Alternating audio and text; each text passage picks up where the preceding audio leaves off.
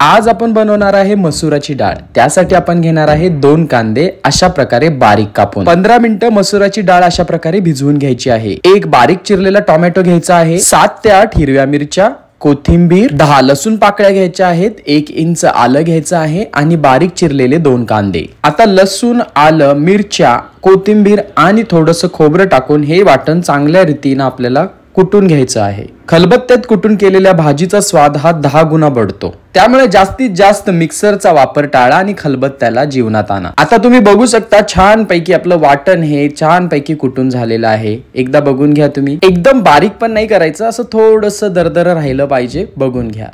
आता गॅस चालू करून घ्या। साधारणतः 3 चमचे तेल आपल्याला कढईमध्ये टाकून घ्यायचं आहे।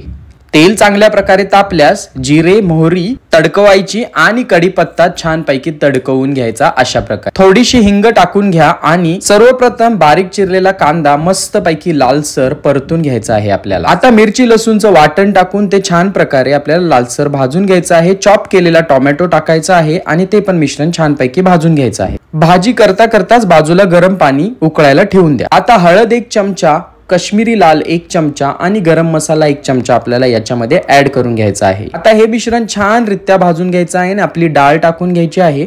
डाळीला पण छान रित्या भाजून घ्यायचं आहे, एकजीव करून घ्यायचा आहे। आता डाळीला एक 5 ते 6 मिनिटं उकळी मारून घ्यायची आहे, ताकी डाळ एकदम छान शिजली पाहिजे। आता तुम्ही बघू शकता आपली डाळ छान रित्या शिजलेली आहे। आता इथेच या स्टेजला आपल्याला गरम पाणी ऍड करून घ्यायचं आहे। आता या स्टेजला 15 ते 20 मिनिटं आपल्याला डाळ छान रित्या झाकून ठेवायची आहे। तुम्ही पाहू शकता आपली मसूर डाळ रेडी आहे। तुम्ही भाताबरोबर खाऊ शकता, चपाती बरोबर खाऊ शकता।